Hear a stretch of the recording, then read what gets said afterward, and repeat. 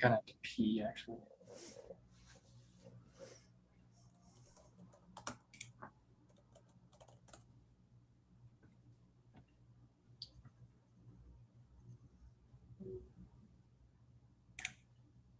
Okay. Ready to start? Yeah. Or, well, I'll tweet out the link and then I will. We can get going. Dude, you know we had a final in Todd's class? The project thing. Yeah, I didn't know we had that until he mentioned it today. I didn't even. What did you guys do today? Nothing. We talked about startups a little bit. Okay. So it was just like a typical class, though. Yeah, and then he just talked about the project, like not a lot, but just a little bit. Like if you Mhm. do, you know, it's a group thing, right? Like a group project. Yeah. Are we supposed to like be in a group? I think he made one already. Oh. All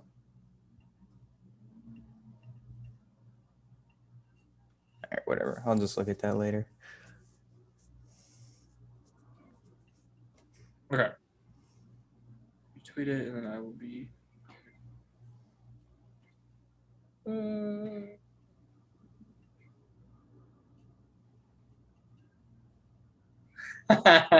The Nuggets tweeted out. So StatMuse tweeted, they said, Jokic, the first player in NBA history with 2,000 points, 1,000 rebounds, 500 assists. And then the Nuggets quoted it, and they said, sorry, these stats are way too advanced. We don't understand. They are, man. Especially the assists. Embiid fans do not know what assists are. It's just like, it's so easy to like understand the stats too. I don't, oh my God. Sixers fans, Yeah. like I don't want to start beef with them or anything, but like they are very stupid. That's the only way I can say it. They are very dumb. All right. I can say the intro. Okay. Go for it. All right. Denver Nuggets beat the Memphis Grizzlies, a tough Grizzlies team that's been winning a lot. Obviously, this win to clinch a playoff spot with Minnesota still kind of, right there.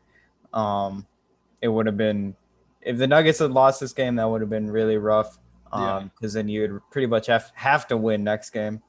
But they pick up the win here today off the back of Nikola Jokic, MVP 35, 16 and 6, becomes the first player with 2K points, 1K rebounds, 500 assists.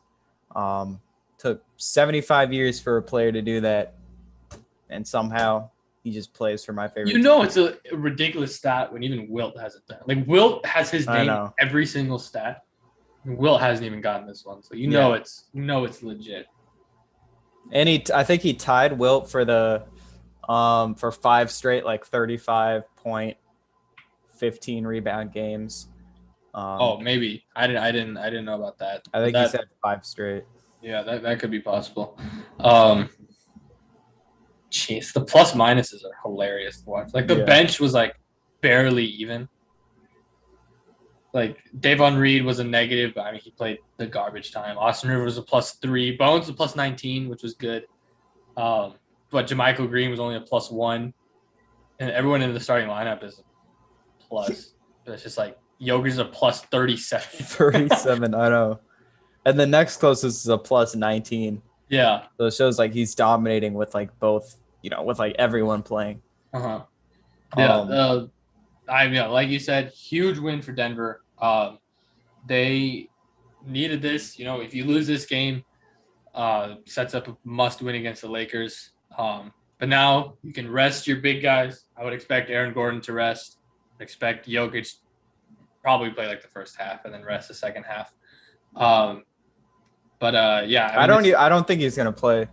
I think if he plays, it'll be because Jamal is playing. Because I feel like if that Jamal, the way he looked in warmups, I mean, he looked like as good as we've ever seen him. But at least with this ACL. Jokic in the post-game interview said, like it's playoff time now or something like that. It just felt like that was his last game. Okay. Based on hearing him. Yeah, I mean, talk about it. I wouldn't be surprised if it was like if Jamal doesn't play, there's like absolutely no reason for him to play. You can get guys like Facu more minutes. You can get the bench starting to get going a little bit. You can get Bones some more minutes. I would love to see Bones be the number one option in an NBA game. I think that's going to be incredible to watch, especially against people who are like his skill level too. Like the Lakers aren't going to be playing anybody anyway, so that'll be fun. But yeah, I think if like Jamal looked as good as he's looked in his recovery process, he was dunking like full speed dunks, not just one walk and then like one step up in the dunk. Like it was off the dribble dunking with contact before it. He's been doing that for a bit now, so it's I'm excited to see. I feel like he's going to come back during the playoffs, but if that's your plan, I feel like just get him some minutes against NBA competition beforehand.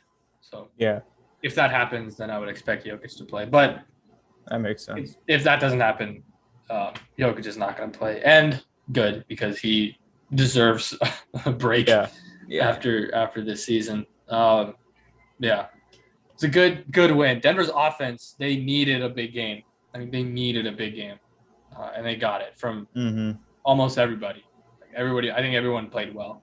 Yeah. I mean, up until the fourth quarter, the offense was just absolutely humming. I mean, the cutting was good. The shooting was good. They shot 40% from three, 54% from the field. The defense was good up until the fourth, I thought. And, I guess the beginning of the first quarter was rough too. But And the beginning of the first was weird. No one was really in a rhythm because Jokic, literally on the first possession, got his head caved in. We didn't his when he came in with the headband on, it was so funny, dude. He's like, he just looks like Santa Claus out there. The red headband, the red, leggings or whatever. Yeah, it looked so weird. I mean, I'm honestly surprised he came back in because he was bleeding a lot. I mean, I know they couldn't get it to stop. It was like a legit head injury. Yeah. I'm just gonna say that I think Jokic has extremely soft skin, like literally soft skin, because he's always bleeding. I feel like obviously Jaren Jackson, he's a huge dude. Him, throwing his elbow down is gonna hurt, but I feel like it shouldn't have bled that much. Yeah. But I don't know. I have not been hit that hard in my life ever. So yeah, I mean, with all the cuts Jokic gets and everything. Yeah, it's just his skin seems so slimy and and maybe soft. Yeah, but that's just my observations. Good to see Jeff Green back. I think you could see his impact on the offense. I mean, he was just there, but it felt better, I guess. He really was. I mean, I thought his defense in this game was much, much better than it has been in a while. So it was good to see him back. Denver needs him to play well in the playoffs if they want to have a chance. I am wondering what happened with DeMarcus Cousins though, because he did play in the minutes that Jokic was getting his head tended to, but he didn't play any of the rest of the game. And I don't even think he was on the bench for really? I didn't see him. I don't know if that'll get talked about in post-game conferences or anything like that, but I didn't see him on the bench. So I don't know what happened with him. But yeah, I mean, I thought he just didn't come back in because his first, he was a -12. He was -12 in 4 minutes. Yeah, it was not the greatest of performances from him, but I don't know. I don't know. I'm not 100% sure about what happened. But yeah, that's just I didn't see him on the I was looking for him on the bench. Maybe he was on the very far end that's kind of covered by fans. Right. But now that you say it, I don't. He would definitely be celebrating when Jokic got. Yeah, he would have. And he's a huge dude. He's pretty hard to miss. Yeah, I know. And he has a headband on, and because Denver's wearing the red accessories, it would have been red. So I feel like it would have been kind of hard to miss, but it's Yeah. possible that I did. But I didn't see him out there.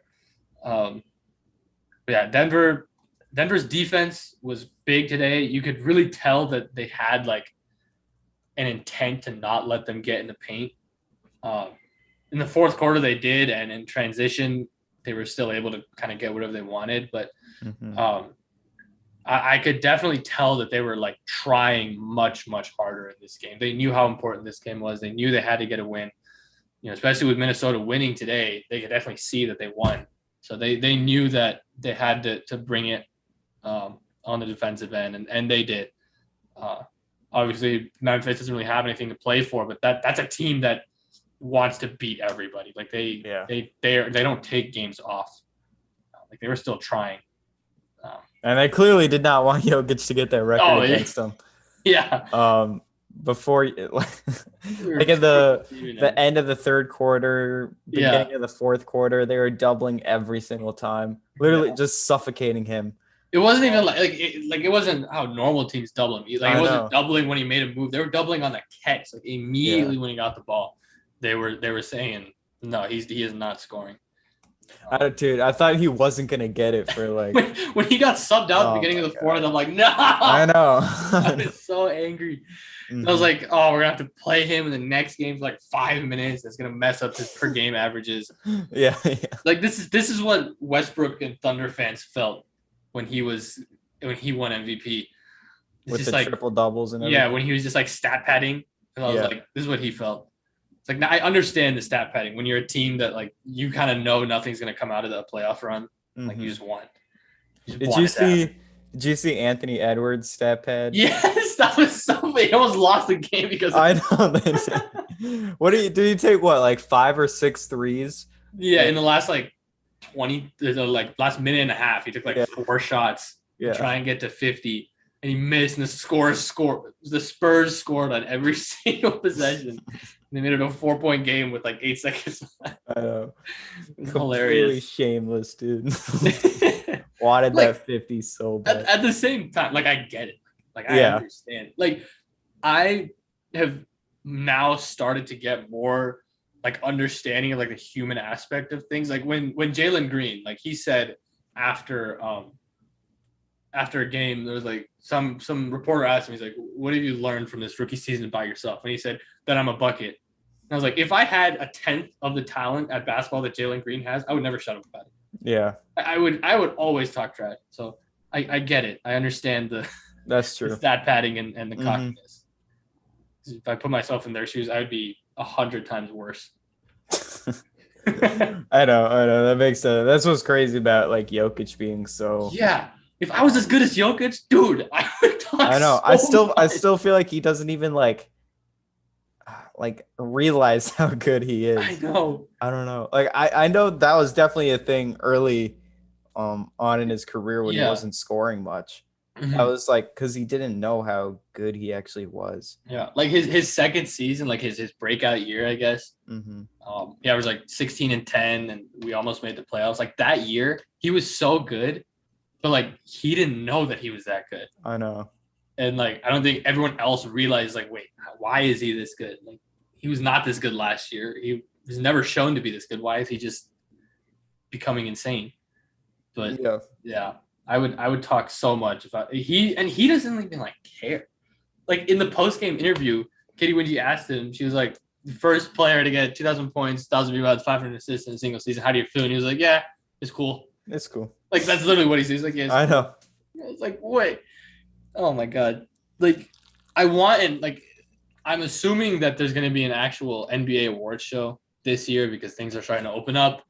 Last year there wasn't. Things are still kind of iffy because of COVID. 2020, obviously, there wasn't. But I hope there's like a legit award show where Jokic like gets his award in front of a crowd and he can like give a speech because I just want to see. I know. I want to see this speech. I want to see how short it is, where he's just like, "Thank you," and then he just walks off. Like I don't know what he would say. It would be all like, credit to my teammates for putting me in the position, the coaching staff. Like, because he said to Katie Winsey or something, he was like, I'm happy that the coaching staff like pushes me forward or something. So thank you for that. He's like thanking them for being And he's like, oh my god, whoever his trainer is, like I've been thinking about this, like whoever his trainer is back in Serbia in the offseason must be like the most incredible basketball mind of all time. Yeah. It's like, how do you see this like flabby, doughy guy and just be like, he's the best player in the world. I'm gonna train him. It was there's one guy on the God, I forget his name. Mike Singer wrote an article about him. Oh, he's an assistant coach. Yeah. He's the one that works with Jokic, like yeah, when he's in Denver. It's like Alex something. Yeah, I don't Alexei. know. It's like a European name. It's some Eastern European. I know who you're talking about. Mm-hmm. That dude, Nuggets can never let that guy go because I know. Obviously Jokic's talent and his work ethic is what made him what he is. But like the person who tapped that out of him, unreal. Like I don't understand how you do this. It is ridiculous how good he is. Yeah, huge. Like some of the stuff, I feel like the trainer, his, like when he's posted up on the other side, his kind of whip pass to the corner when he's not looking. Like that's a new thing. Like, I don't know. I feel like he did a little last year, but especially this year. He's done a lot more this year. That's like a new thing. I wonder if his trainer was like, like this is something you can do, or if it was just Jokic just randomly did that in a game. Yeah, he's like did in a training session. He's like, that worked. It works so well too, dude. He's so good. He's so good at just everything. Like I don't understand. I don't get it. This is like we're never gonna see another player like this. You're never gonna see a player drafted at 41st overall and become an MVP. It's like a Tom Brady type of thing. You're never gonna. Like everybody always is like, oh, pick 189. No, he's gonna be Tom Brady. No, there's nobody who's ever gonna be picked at 199 in the NFL draft and become close to what Brady is. Mm-hmm. There's nobody who's gonna be picked at 41st overall in the NBA draft and become an MVP. Maybe they become an all-star or something. Like Draymond Green was a second-round pick. Manu was a second-round pick. They're not close to Jokic. Like it is. He is heads and shoulders above everybody else who has been picked in that vicinity, and it's ridiculous. It's unreal. Yeah. I like, oh my god. I mean, 5 steals too. I know. He leads all centers and steals. It's so oh my I mean, God. I mean, he's the MVP, like it's obvious, really. Yeah. I mean, like if you just use like a little bit of your brain, like you can realize like Jokic is the MVP. Just like watch a Nuggets game. Just once, or just use see what happened. Or just use 1% of your brain and realize 2 of the top scorers are out, and he has his team 15 games over 500. He's the first player. Like, is that too advanced? 2,000 points, 1,000 rebounds, 500 assists. I know the assists are way too advanced for, Embiid fans to understand, but we can let that slide and go with the 2,000 points and 1,000 rebounds. It's ridiculous. It's ridiculous how good he is. It's like laughable. Like him and Giannis are like the 2 players I look at when they play and I just laugh. So I'm like, how do you stop that? Like when he does something. Curry too. Curry when he's on, Clay when he's on. But it's like when I like regularly every time I watch like Giannis play and he'll do something ridiculous where he dunks on like 8 people with his offhand, and I'm like, what? Or when Jokic like there's like 19 different pump fakes in the paint and then shoots it over his head. I'm like, how do you how do you do that?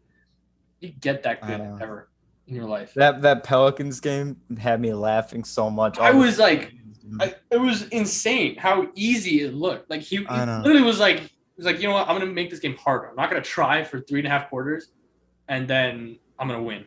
Yeah, it's hilarious. It's so funny. Oh, I'm so glad he's on our team. Yeah, I mean it. Yeah, it's literally like factually incorrect to say anyone else has a bigger impact on the team than Jokic. Like he has the biggest on-off swing. He's like 15. like Dwayne Wade and Jamal Crawford. I think today.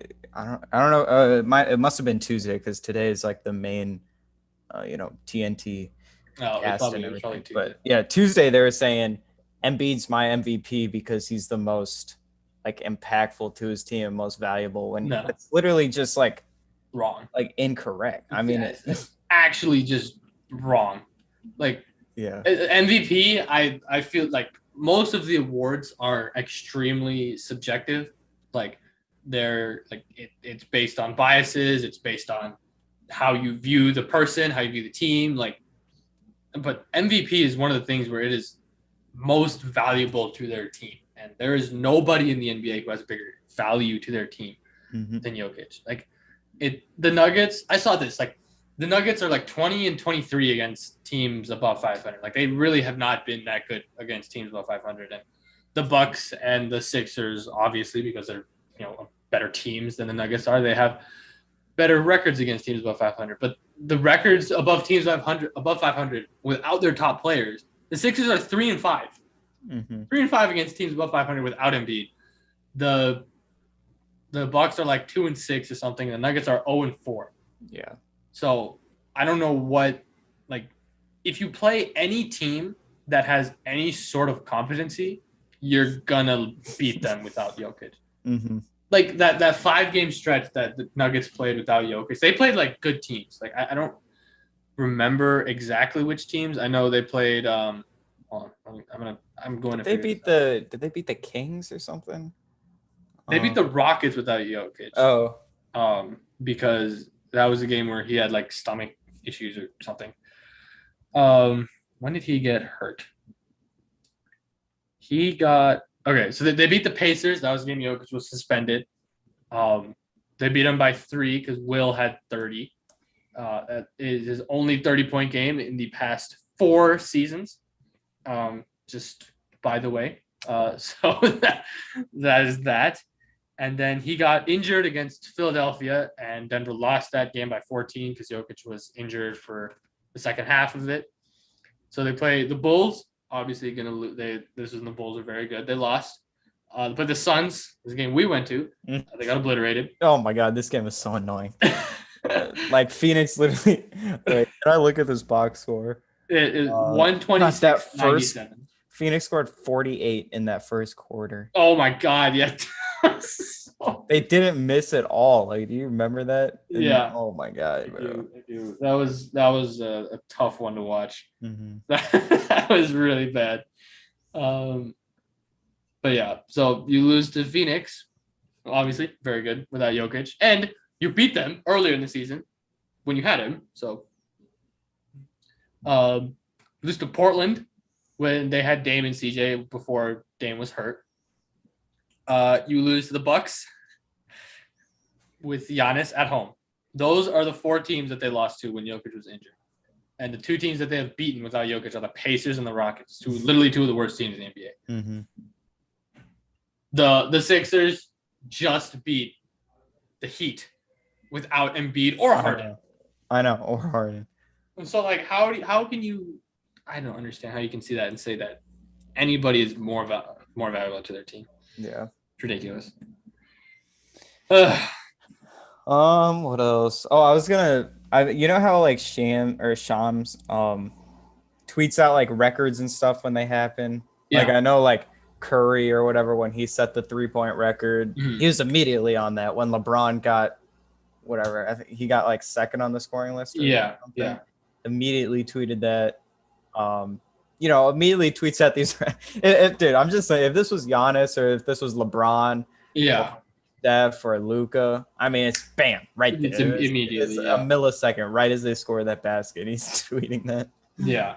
Jokic, nothing, but it's. I mean, it's the media until. The thing is, like, I think this. I think until he wins a championship, the media is just never going to give him his respect. But the media was giving Giannis respect before he won a championship. I know. Before he won a championship, he was getting like. And Luka right now. And he's still not even getting his respect now. Like JJ Redick said that and Giannis isn't in the top tier of NBA players, and you're like, are you kidding me? What? He Did said really he was say like that? he said like the top 3 players were Jokic, KD, and Giannis, or Jokic, KD, and Embiid. And Embiid. And then Giannis was in like the next tier. I'm like, no, like that's just wrong. It's factually incorrect. And I don't know. He won a championship. He had 50. Just this season, literally this season, Stephen A. Smith said that he would rather have Ja Morant than Giannis. Oh yeah. And I'm like, are you kidding me? He just had 50 in the finals in a closeout game, and he shot what 17 of 19 from the free throw line that game. So it's not even like he was a liability in the clutch. He was the reason that they won. And the defense. Oh my god. So I don't know when he's gonna get his respect. I don't know when it's gonna happen. I just hope it does at some point. Yeah. Because he has to. Because the league is missing out on legitimately one of the greatest players in NBA history. Like you are watching one of the best peaks ever right now. But instead, they're just talking about LeBron and LeBron meeting up with Curry, all this. Yeah. I mean, it means nothing, bro. Like,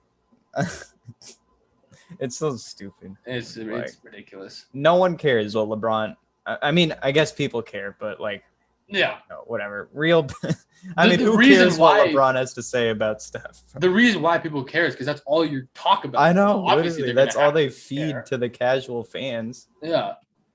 That's why so many casual fans are Lakers fans. That's why so many casual fans follow LeBron, is because that's all that they put out. If you put out that the Memphis Grizzlies are 30 games over 500, more people are going to start to become Memphis Grizzlies fans. You put out the Nuggets are 15 games over 500 without, their second and third best players the whole year, more people are going to become Nuggets fans. It's so simple, yet so difficult to actually. Like, I don't know why the NBA can't comprehend that, but the NFL – so much better, dude. Like the Buffalo Bills, like Josh Allen, all this stuff. The NFL just does it so much. I mean, like the Lions got so much coverage last year. Yeah. And they were horrible. The Jags, they got so much coverage last year. Obviously, I mean, I guess that might be a bad example because they had a lot of issues that were very public. But like bad teams still get a ton of coverage. Like, I don't know. And the NFL does a good job of actually showing their good teams. Yeah. Like flexing games to Sunday night. Yeah. Or whatever. Meanwhile, the NBA, what is this game, dude, on TV right now?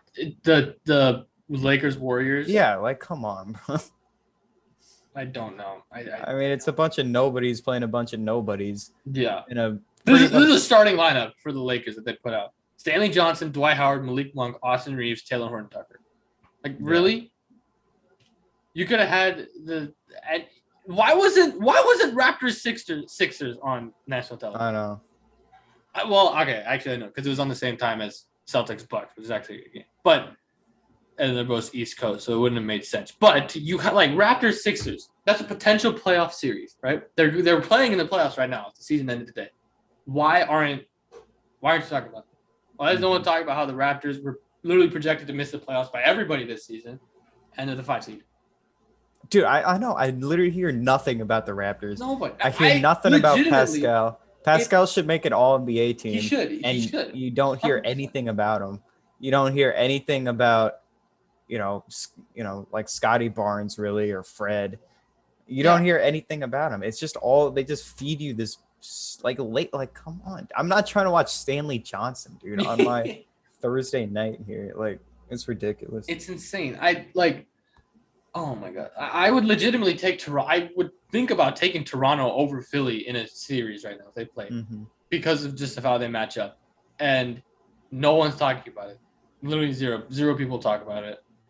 No, Minnesota should be getting a lot more coverage with how good they have been playing. Yeah. No one's talking about it. Dude, New Orleans should be getting more coverage with how good Dwight just made a 3. Oh my God. As I'm just talking about how no one wants to see the Lakers. I guarantee that will be played on no less than 4 different sites. Like, Bleacher Report is gonna spam it. Dwight Howard for 3. I know, it's so stupid. So dumb. This game actually kind of does mean a little bit for the Nuggets, because I think if the Warriors win this, I think it will be Nuggets Warriors, right? Unless maybe right now Dallas is Warriors are the 3. does They Dallas have would be another up a game on Dallas if they win this game. and they both still have They have one both game have one remaining. Game. I think they won. Golden State has 2. Play Saturday and Sunday. Okay. Dallas. Oh, Dallas has 2 too. Dallas okay, so never mind. I thought this was okay. So never mind then. They both end pretty easy though. Well, Golden State plays New Orleans and San Antonio. Actually, no, neither of them have anything to play for at this point. Well, I mean, I guess. I don't know who has the tiebreaker though. It's probably New Orleans. No, I mean. Oh man, dude, Spurs and Warriors and then Mavs. That's tough. Damn. I mean, the Mavericks have the tiebreaker over the Warriors. Oh yeah, I know. Mavericks have. So if they end with the same record, Dallas, I would want to play Dallas. Yeah, that's why I'm hoping for the Lakers to win that, but they're not going to. But the more I think about it, the more I want Dallas, and it's not like because I think Dallas is a favorable matchup. I don't think either is, but like. The news came out today, Davon Reed, he's not going to be playoff eligible. Oh, yeah, that was frustrating. Which is really annoying. And it seems like Malone also thinks that because he was asked before it, and he said he didn't want to get into it. He just said you got to roll with the punches. So, I don't know. To me, that seems like he wanted it, but the front office didn't want to waive anybody. But, like, why, though? I don't know. The one thing that I heard that I guess makes sense is that he didn't want to waive Facu because Facu chose Denver over other teams. He had to relocate his family from Spain. He uprooted his entire life to be here and chose to be here. So he wants him to be a part of whatever run they make, and just kind of being a good person over putting that. And I'm I understand that, and I understand the sentiment, but Facu's not going to play in a postseason series. Davon Reed would. So, I mean, I don't think Facu's going to be on take care of Facu. You can still help him out. Yeah. I don't think he's going to be on the team next year either. So no, and you can give him, you can give Facu, you can still give him access to the court. Yeah. You can give him seats right next to the bench so he can still be a part of it. Give him locker room. Literally keep him a member of the team, but just you can't play. And I feel like here it is. Yep. I knew it. Caption. Dwight for 3. I knew it. Yeah. But you can still take care of him. You can still do right by him without having him on the roster. But if Davon Reed is not going to play, and if Denver does play Golden State, you're going to have to start Austin Rivers because he has played Steph extremely well this season. Which means that you have nobody on the bench to guard Jordan Poole. And Jordan Poole has been very, very good this season. He's been very, very good lately, especially. And he is going to look like prime Allen Iverson if his primary defender is Bones or Will Barton or somebody. He's gonna destroy us. So that is why I don't want Golden State, because Jordan Poole is gonna become God against us. I can feel it. I already know it. And yeah, so Dallas would be better because you have the natural matchup of Gordon on Luka already for their best player, pound for pound. They don't really have a true number 2. Jalen Brunson, I guess, is their number 2. Same with Dinwiddie. I guess they kind of flip-flop every night. But I feel like both of those don't scare me as much. No, and you can live with having Will Barton on Dinwiddie. Yeah. Live with having Rivers on Brunson. You can do that. That's plausible. Right. I mean, yeah, I've been wanting the Mavs this entire time. Yeah. I wanted Golden State just because I was like, who's going to guard Jokic? No one's guarding Jokic. But they're playing very well lately without Steph. But really, on Dallas, who guards Jokic? Dwight Powell? I mean. It's the exact same problem that Dallas has. And without Porzingis, they don't have anybody to stretch out.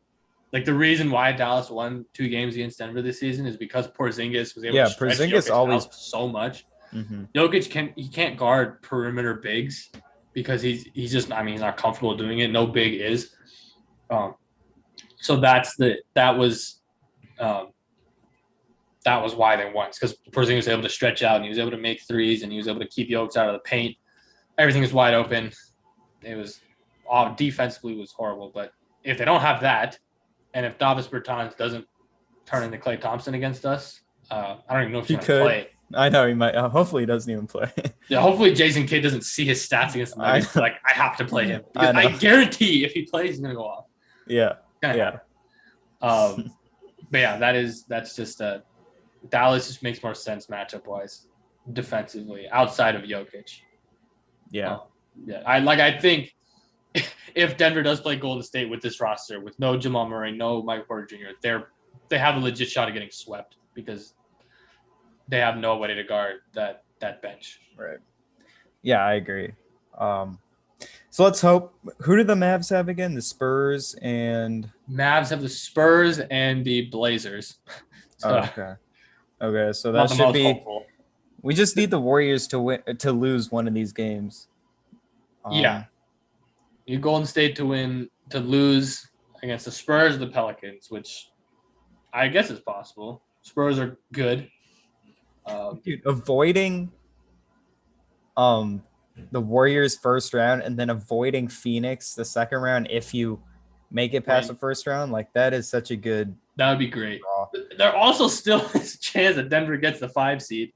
I know. Utah plays Phoenix. I don't want the 5 seed. Like Utah plays Phoenix tomorrow at home. God. Utah's a very good home team, and they play Portland. So Denver finish if they lose. If they just lose one of those 2 games and Denver wins on Saturday, Denver has the right. No, they would end with the same Jazz record. would have to lose. They'd have to lose both of those, which likely won't happen. Okay. So the seeding wise is still very messed up in the West. They don't really know. You don't know who's the 5 or 6. You don't know who the 3 or the 4 is. You know who the 1 and 2 is, and you know 7, 8, 9, 10. Mm-hmm. I'm gonna be dead honest and dead serious right now. If Minnesota and the Clippers play in the play-in, which is what it's gonna be, I would take the Clippers over Minnesota. Yeah, because they have PG back. They got Norman Powell back, and he looked really good in his limited minutes against Phoenix the other night. These are going to be some good games, dude. Like even the Pelicans, Timberwolves. Yeah, assuming the Pelicans win. The Spurs Pelicans is going to be really good too. I mean, the Spurs they're good. I think the Pelicans are really good though, dude. I thought Zion was going to be back by now, but no. He progressed. I guess it just came out. Progresses to full court work. I doubt he's back this season. Maybe if they make it to the first round, he might be back for I don't know. I don't think he's out. I don't think he's gonna come back this season. It'll be tough. He's just not. I don't know. He's not. He's not in shape enough yet. Yeah. I'm not calling him fat, but his conditioning level isn't high enough for him to be back yet. Mm-hmm. When Zion is back next year, they still have CJ under contract, I believe. To have a core like a big 3 with Zion and CJ and Brandon Ingram, man, that is dangerous. They're going to be like how Minnesota is this year. I think they can be better than Minnesota. Honestly, because they are good. They are legitimately a good team this season. They have some good defenders too. Herb Jones is the perfect role player. Yeah. He's literally just Mikal Bridges. He's really good. I love Jackson Hayes. I think him and Valanciunas have actually played really well together when they're both on the floor. Larry Nance, a good defender. Larry Nance, that was such an underrated part of that Portland of the CJ trade. Yeah. Larry Nance as a defender is huge for them. Huge for them. He is going to be a big part of it. He obviously he's extremely athletic, but defensively, he's a good wing defender. He's a great paint defender. He's going to be that extremely underrated part of that trade that a lot of people don't really notice. Mm-hmm. but I'm pretty sure they got him under contract for another 4 years. They still have CJ for another couple of years. You just signed Ingram last year, I think. So you have your top guys signed for a while. So they have a good core to make a run with. Yeah. I feel like that's it for basketball wise. I mean, nothing much else is happening. Yeah, I don't think anything else has happened. Miami clinched the 1 seed. So they will face the 8 seed, whoever that is. One of Cleveland, Brooklyn, Atlanta, or Charlotte. Mm-hmm. And that series is going to go to 6 or 7. I'm going to call it right now, whoever they play. Because Miami is not very good. Yeah, I don't think anything else really has happened. And the Bulls continue to lose. Yeah, who'd they play? Did they play today? No, I'm just seeing on the standings they've lost 3 in a row. Yeah, well they lost destroyed by the Celtics yesterday. Oh yeah. What else has happened? Don't really know. I don't think much else. Oh, this was funny. That I like researched by myself, by the way, last night because I saw Ish Wainwright was a plus 36. Oh, in a 4-point loss. Yeah. So I'm like, what is the highest plus minus in a loss ever? And it's Ish Wainwright last night. Dang. Plus 36, new NBA record for the highest plus minus in a loss. It was previously held, fun fact, by Darko Milicic with the plus 34. That's crazy. Dang. But dude, like these plus minus, it's so funny. Like the whole starting lineup is like a minus 30. Yeah. It's like a plus 30. I mean, the Clippers were down, or the Clippers were up 39. I know. In this game. And I mean, they rested their main guys. Like, yeah. They like Norman Powell played 23 minutes, but he was a plus 7. But like Amir Coffey was one of the guys who was in there. He was a minus 20. Terrence Mann minus 11. Xavier Moon minus 17. Hardenstein minus 10. Covington minus 11. So like the guys who played at the end of the bench were horrible, but the starters very good. Paul George 28 minutes. He was a plus 31. Yeah. And this team it's starting to like round out health wise. Kawhi's not going to be back this season because he tore his ACL in like June, so he's probably still like at least another month and a half away from coming back. But you know, Reggie playing really well lately. Paul George obviously coming back. He started to knock the rust off. He's looked good defensively. We talked about him. He's incredible. Marcus Morris good. Batum good. Powell good. Covington good. Hardenstein good. Terrence Mann good. Every player they have is good. They don't have a single player who's like bad. I even mentioned Kennard. He didn't play last night. Yeah. Kennard good. So yeah, Clippers are a scary team. If they play Memphis in the first round, that's going to be like serious upset watch. For sure. For the Grizzlies. This is a fun series. All these series, I'm really excited for the playoffs. Yeah. All these series. Especially the East. The East is going to be ridiculous. I know. In the postseason. Like right now, Chicago, Boston. Like I know they just got clapped, but Chicago's. I mean, I still think they're a good team. I think they have a chance to win and make it tough on Boston. Toronto, Philly is going to be incredible. That's going to be a great series, especially because Matisse Thybulle apparently isn't vaccinated. So he's not eligible to play in Toronto. And Jaylen Brown and Al Horford aren't vaccinated either. Oh, they're not? If the Raptors advance, yeah. Oh. Well, they wouldn't play. They wouldn't. Yeah. Okay. If they met in the conference finals, then it would happen. I would assume at that point though they would get vaccinated. It's like you have to. I know. Imagine. Yeah, that'd be. You have like a if month they head just said like you have no. to have something. Yeah. But Milwaukee, they would play once again one of Cleveland, Brooklyn, Atlanta, Charlotte. We get Milwaukee, Brooklyn in the first round again. That would be extremely entertaining. I would still take Milwaukee over them, but that'd be a very good series.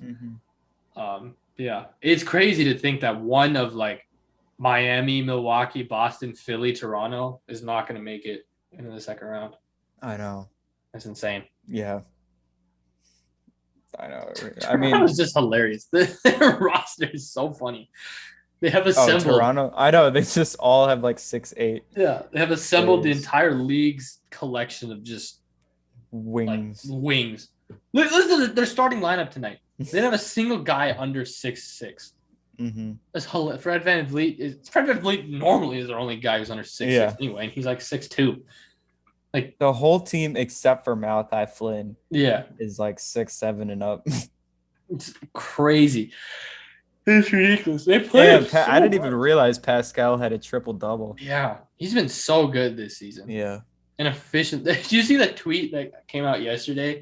It's like Pascal Siakam leads the league in like good morale 30s or like something like least grifted 30-point games. So it's like he doesn't foul bait. He doesn't he doesn't fall. He doesn't flop. He just like scores. He just like does his thing.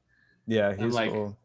I thought about it. I'm like, yeah, I guess kind of. I know. He just loves his spin moves. Yeah.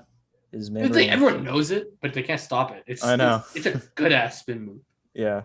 But he's so good. Scotty, he's good. Scotty's so good. That team, they're just so long. Like watching them against the Nuggets when they played us, and the way they were ball deny so hard on Jokic, but still have the length to be able to guard everybody else. It legitimately makes me think they could beat Philly in a series. So they just deny on Embiid. They still have the length to guard Harden and Maxey and Harris. Right. So like, it's going to be interesting to see what happens. I'm excited. Yeah, all these are going to be fun. Mm-hmm. Even like Suns going against whoever gets the 8. Like, whether it's the Timberwolves or the Clippers. Yeah. Could be a fun series. Mm-hmm. Yeah. Or even the Pelicans, Pelicans, Suns is going to be a shootout. The score is going to be in like the 120s, 130s every single game. Extremely excited. Right now, it'd be Dallas and Utah. That's going to be very fun. That would be very entertaining. It's going to be fun. I hate the playoffs as a Nuggets fan. Oh yeah, I know. It's so stressful. But this season might be the season I'm least stressed about it. Yeah, it could be. Because it's because dude, like the playoffs literally make me hate basketball. I'm like so angry when I'm watching. I know. And then when they end, I'm like, yay. Yeah. I know even if they're winning, you're just angry. Yeah. Game 5 against Portland last year, I wanted to rip my hair out. I know. In so much pain. Oh my God. I know. Every single three that Damian Lillard made, it was like a shot in my heart. It was like, dude, and then that foul. Oh my God, dude! I was at the Rockies game. The Rivers foul. Yeah, I couldn't even watch this game because I was at the Rockies game. Oh my God! That Rivers foul to send it. Was it to send it into OT or double OT? I think send it into OT. I forget, but it's not even a foul, dude. He just swings his legs out, and then so angry. Oh my God, because I'm watching it. I literally just. God, bro. That was horrible. Like it was so bad. And then the second round against Phoenix, it might have been the least fun I've ever had watching a basketball like in my life. That was horrific. I went to game 3 and I was just like I was like up and I was cheering and I was hyped for the first half. And the second half I was just like, this is just why am I still here? I know. It just has me like fuming inside that I can't even like describe the amount of anger. Even when they're winning, I'm just angry. Dude, like this is like, okay, Luka's gonna make me mad, but bro, Steph would piss me off. Oh my God, bro. We weren't like watching basketball like that when we first played Steph. But like if I was 18, 19 years old, we played Steph in 2013, I might have broke my TV. Like I watched the highlights. Like somebody posted the highlights on Twitter, and he was like, "I get why Andre Iguodala hated the Nuggets because like I'm looking at the highlights. Steph is wide open every play, and I'm like, right. I would have actually killed somebody if I was watching that. Yeah, it would. I mean, horrible. Clay is gonna be annoying too. Like, yeah, God, watching Jordan Poole, and anytime the crowd is what makes it the worst. Yeah, anytime anything happens in Golden State, they Yeah. freak out and they go insane. Literally, just it can be a wide open regular three, but because it's Steph shooting it, Yeah. everyone stands up. The announcer does such a good, like the PA announcer when he's announcing. Oh my god, He does such a good They- job of. they changed. I remember their PA announcer, like, like 2015, like 2013 through Yeah, like 2017, I think, and then they changed their PA announcer. But that PA announcer was like, it was so like good. I just know his voice in my head. Like anytime Clay or Steph hit a three, like I remember watching that Clay 37 quarter live, Yeah, in like my car where I was still living overseas, and like, dude, that PA announcer is legendary. dude, it was insane. Like the Cavs announcer is also really good at it. He's like LeBron Yeah, James. yeah. I know. And then when he makes a three, he just goes. Yeah, I know. He's like, I love Kyle Speller is really good at it too. Yeah, But just like the crowd in Denver is always so dead. I know. This was we- like the most like hyped I've seen it. Yeah, Like it was actually cool, like to see Jokic get MVP chance in his own while stadium. they're playing. Yeah, And yeah, yeah. like he wasn't even at the free throw line and he was getting MVP chance. Mhm. No, this was as big as I've seen it. I'm glad that everybody in the stadium knew what was going on when he scored that point. Yeah, I wonder if they were showing it on the big. Probably. But there were a good amount of people who knew what was going on. Yeah. But yeah, I'm excited for the playoffs. This is like one of the first seasons where I like kind of don't care. So I'm honestly expecting Denver to lose in the first round. Even if Jamal comes back, he's not gonna be healthy enough to truly make a difference. Like he'll make a difference, like emotionally. Denver's gonna be higher. They're gonna have like a true leader in the huddle. They're gonna have obviously more shooting, but like Jamal is not gonna be doing what he was in the bubble. He's not gonna be doing step back threes over Rudy Gobert like he was then. He's not gonna be dunking on people. He's not doing 360 layups. He's gonna be like a more physical Monte Morris essentially right now. Like that's what he's gonna be. Right. But nonetheless, it'll be good to see that when he's out there. So excited, very, very excited. Opening day was today. Yes. I watched a couple games here and there. I watched the Brewers Cubs. That Suzuki dude looks nice on. He's good. He's really good. Went. Okay, I get like he was on base 3 out of 3 times against Corbin Burns. Mm-hmm. And then I guess he got out one other time. He struck out looking in the 8th, but he walked and he singled and he walked again. He's good. Christian Yelich looks really like rough out there, dude. Like I thought he was gonna actually bounce back, but this is 3 years now, like 3 seasons where he just looks washed. Yeah, I mean, no power. Like the eye that he had, like, dude, I remember like when he won those MVPs and everything, like his eye was just so good. Like he was not striking out. Yeah. Now his eye just sucks. He's got no power. It's like the Marlins version of Yelich, but like worse. Yeah. Like, even the Marlins this version can't even get hits. I know. The Marlins version of Yelich was at least like an all-star, like all-star caliber. Like I mean, he was still hitting. And his defense is bad now. His defense used to be good. He was a Gold Glover type guy then. Yeah. But yeah, it's tough. It's tough to watch him. Him and Bellinger, their fall offs after 2018 and 19 has been really, really rough to watch. I forgot Andrew McCutchen signed with the Brewers, but yeah, he was the first hit of the season, I think. What other? I watched, dude. I think the Royals are going to be fun. Royals are going to be fun. Bobby Witt looks like he is a dude. He had that RBI double. Yeah, to give him the lead. Zach Greinke's first game. I forgot they have Greinke. It's crazy how he's still like good. He went. I know 6 innings, 1 earned run. He only struck out one guy, but I mean that's not really his thing. Shane Bieber wasn't too great. And then I didn't watch any other games. I watched a little bit of the Cardinals. I wanted to see Pujols' first at bat back. Oh yeah, I didn't see that. Did he that get a was hit? cool. 0 for 5. Yeah, he was not good. Dude, Tyler O'Neill, he could be a sleeper for like NL MVP. He could be. I haven't really heard anyone talk. He was a sleeper last year too. He was really, really good last year. But he's good. He is strong. He's got and he's power. fast. He's just jacked. Yeah, with insane speed. Yeah, he's really good. Yeah. This Brian Hayes thing. He signed. He like got the contract, or they're talking through the contract, and then he gets injured. Yeah, it's like so sad. Did he sign it though, or I don't even know? It's still pending. I think they agreed, but he hasn't signed it yet. Yeah. Oh yeah, they said it's like a minor injury anyway. Yeah, it's not gonna. Yeah, he's not gonna have to like lose his hand or anything. Like, he'll still be fine. But yeah, that was it. That was I saw like I woke up and I saw that he agreed to an extension. I was like, okay, cool, good for Pittsburgh. And I was watching, and then he got hurt, and I'm like, are you kidding me? I know.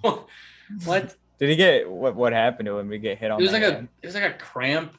I think when he was like throwing to first or something, it was like a cramp in his right arm, I think, in his forearm.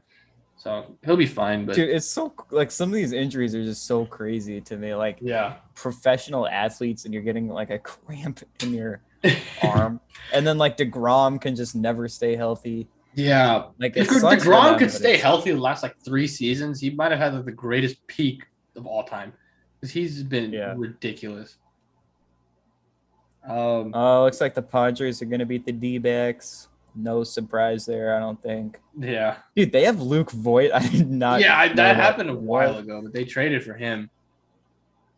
They also traded for they just trade everyone, bro. They just trade for either Taylor or Tyler Rogers, the guy from the Twins. Yeah, they traded a Chris Paddock and they got the Twins Rogers. One of whoever's on the Twins. I think Taylor Rogers. The version, he's not the underhand. Yeah, he's just the lefty. Yeah. I know they got him. They got Sean Manaea too, right? Did they? Or was it him or was it Frankie Montas? No, it was Manaea. I know Montas didn't get traded. Okay. No, let me look at the Padres roster. Yeah, they do have him. Damn. Yeah, they got him. They have so much talent, and they're still gonna finish third in the West. It's crazy. I hope so. Yeah, Matt Beatty too. Dang. Shohei had a really good outing pitching wise. He had 9 strikeouts and 4.2 innings. And he still gets to hit. This Jokic blood. Damn. I did not even see this Jokic thing live. Like, this is the first time I'm seeing it. That was a big elbow to the head.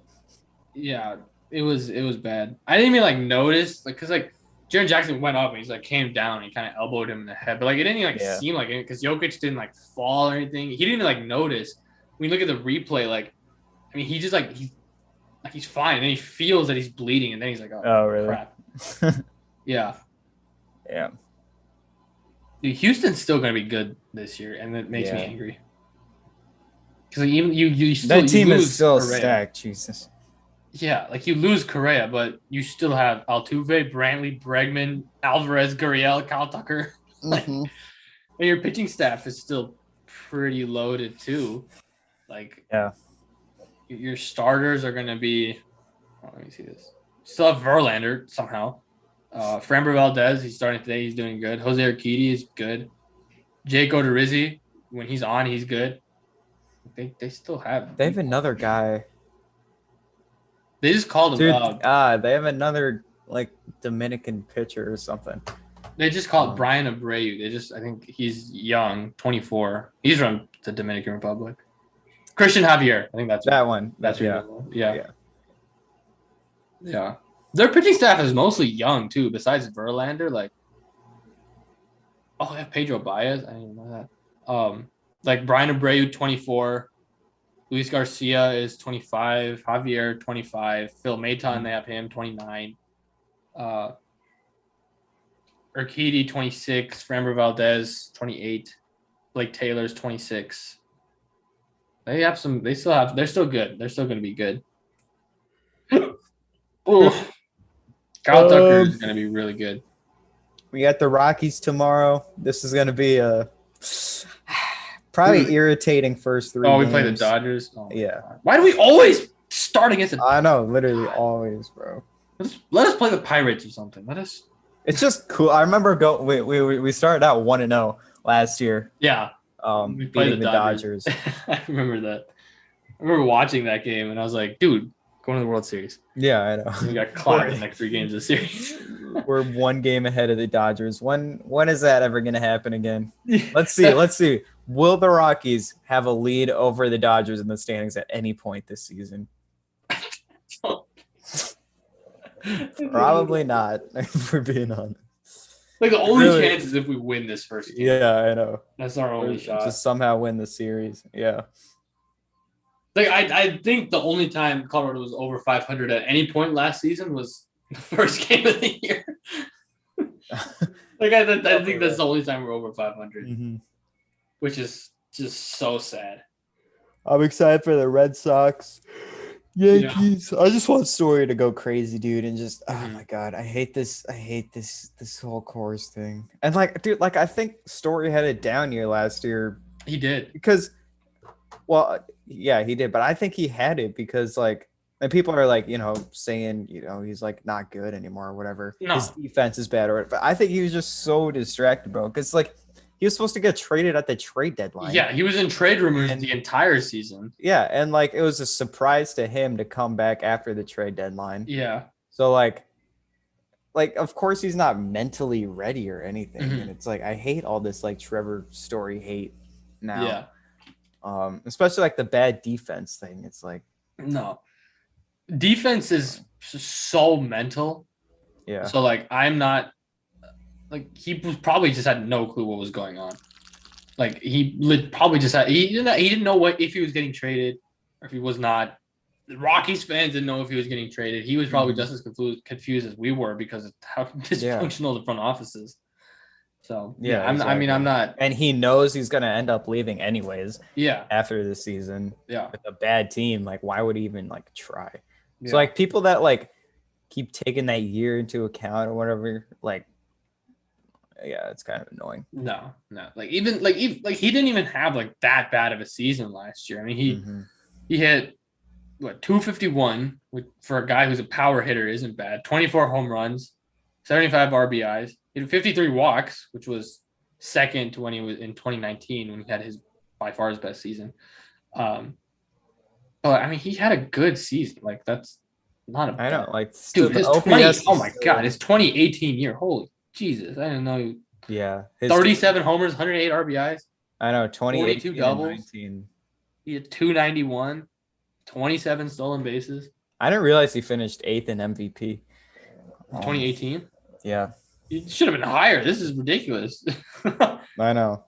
This was when he was, like, he should have been Gold Glove these years, too. Yeah.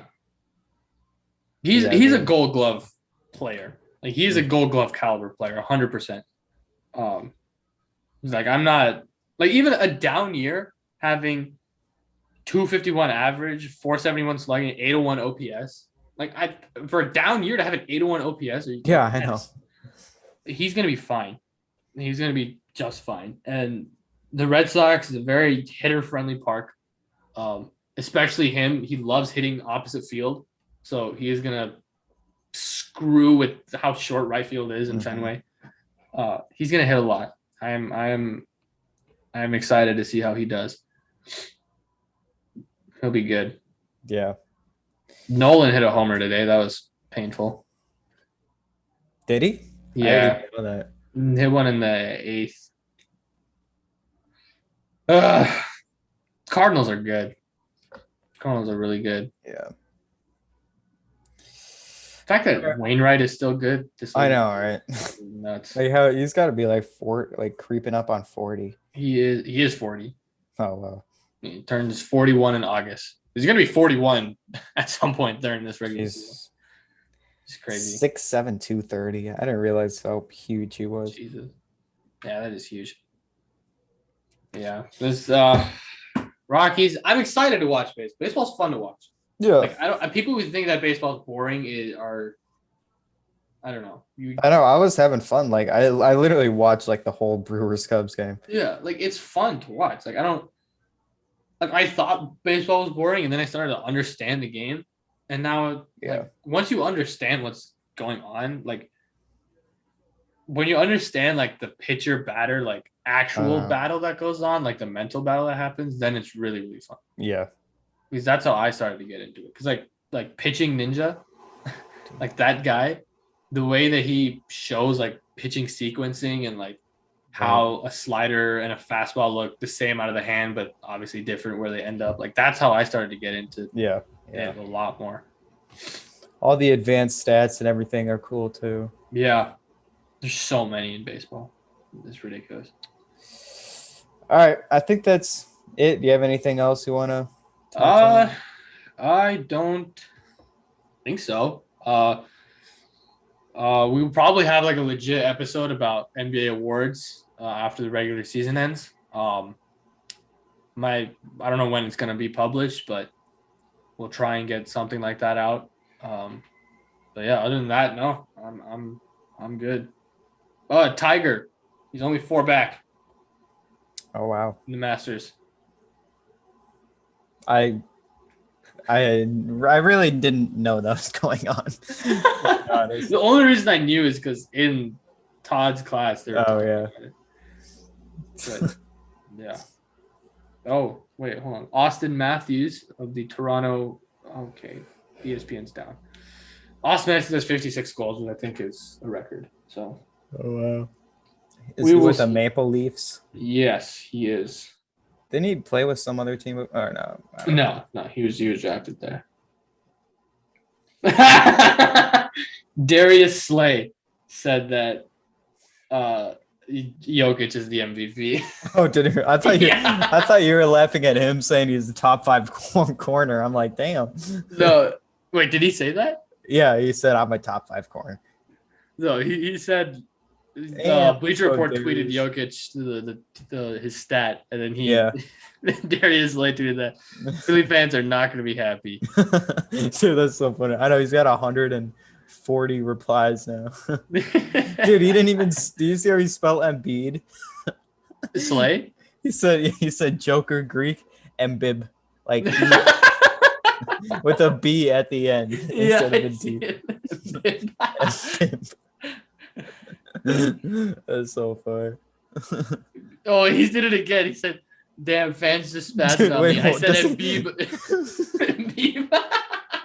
Does he actually think his name's Embiid? I don't know. He's got to. He literally said it twice. Embiid. Bro, Philly fans are so pissed off at the Why is he saying Embiid? Yeah, why is he saying Embiid? That's so funny. Let's go. We got a. I forget the word. We got a. Whatever. Yeah. We got a. Dude, what is the word? Damn. It's actually pissed me off. I'm not. Whatever. I'm just gonna. Ignore it. Dude, Russell Wilson was at the game. He's following in Peyton's footsteps, fully embracing the Colorado lifestyle. Yeah. He said we when he was talking about the Nuggets. So he's already off to a good start. Yeah, he's looking really good. You know, we're scoring a lot. So I was like, he knows. He's in it. Yeah, I'm excited for Broncos season. I have to go to training camp again. I've never been, but dude, it's fun. The only problem is that it's hot, and they don't let you bring umbrellas in, or like through. I don't know why. I don't know what they think we're gonna do with a freaking umbrella. Like so you have no shade, but as long as you wear sunscreen and you have like a hat on, you're fine. You're good. It's just fun to watch. Like yeah. I want to go. Is it like? When does it start again? Like the last week of July and the first couple weeks of August. Okay. Yeah. So yeah, I could definitely go then. Yeah. Cause it's like right by my house, anyways. Oh, nice. Yeah, it's fun. It's fun to go. Yeah. They don't do like autographs or pictures at the end, but no. Dude, we're gonna get a press pass. Here we go. That's Oh the yeah, goal. we We're gonna need press to. pass so we can sit in the Should I shade. just bring my AZ Sports 360? Yeah, dude, I still have. I wait, hold on. When does it expire? Mine is. I think it's like a June or something. I forget. I have it in my backpack. When does it expire? Dude, I need to organize this. June 30th. Dang it. All right. Well, the Nuggets make the finals. Yeah. I wonder if you could just walk in to a Nuggets game and just like be really confident, just holding your pass up and everything. I'll see. I'm here with AZ Preps 365. If we play the Suns, The Suns, I know that would make if sense. we play the Suns, it would make sense. Yeah. We could just be like, hey, we're with AZ Preps. They flew us out for this game. That'd be cool. Like I would abuse Kick it. someone off courtside. I know. I'd abuse it like so heavily because like, I would not be there as a reporter. Yeah. I know, right? But I don't know. I have to figure. All right. We need to do it. All right. I don't really have anything else to talk about.